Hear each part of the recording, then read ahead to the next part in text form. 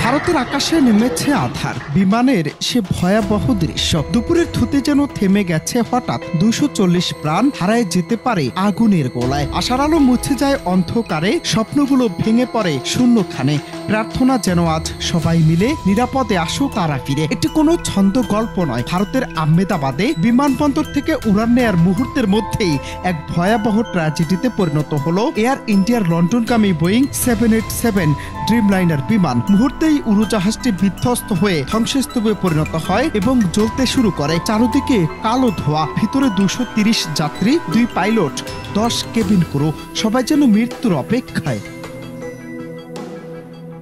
একাধিক সূত্রের প্রাথমিক তথ্য অনুযায়ী এই দীর্ঘ পথের আন্তর্জাতিক ফ্লাইটে মোট 242 জন থাকলেও বিমানটির ধারণ ক্ষমতা প্রায় 300 যাত্রী পরিবহন করার। কিন্তু দুর্ঘটনার সময় এটি ছিল সম্পূর্ণ ভরা। বিপুল পরিমাণ জ্বালানির উপস্থিতি আগুনের প্রকোপকে চরমে পৌঁছে দিয়েছে, যা উদ্ধার কাজকে একেবারে কঠিন করে তুলেছে। দুর্ঘটনার সঙ্গে সঙ্গেই দমকল বাহিনী, অ্যাম্বুলেন্স এবং জরুরি পরিষেবাগুলো দ্রুত ঘটনাস্থলে পৌঁছায়। তবুও এখনো পর্যন্ত নিহত কিংবা আহতের সঠিক সংখ্যা জানা যায়নি। গোটা দেশ শোকে স্তব্ধ, কারণ একের পর এক আন্তর্জাতিক বিমান দুর্ঘটনা রেশ কাটতে না কাটতেই এই মর্মান্তিক ঘটনার ভারতের ভাগ্যে।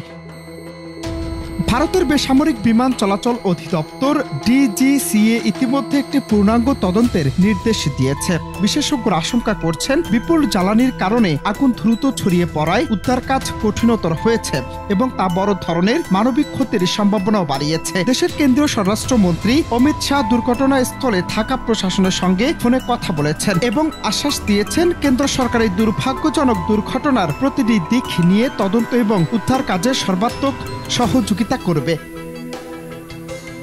এই দুর্ঘটনার কারণ এখনো নিশ্চিত নয়। বিমানটির ব্ল্যাক বক্স উদ্ধার এবং কারিগরি বিশ্লেষণের পর বিস্তারিত জানা যাবে বলে জানিয়েছেন সংশ্লিষ্টরা। এদিকে মর্মান্তিক দুর্ঘটনার খবরে ভারত জুড়ে শোকের ছায়া নেমে এসেছে। তবে এয়ার ইন্ডিয়ার উড়োজাহাজ বিধ্বস্তের এই মর্মান্তিক ঘটনা যেন একবারে স্মরণ করিয়ে দিল আন্তর্জাতিক বিমান নিরাপত্তার ক্ষেত্রে কতটা সতর্ক থাকতে হবে।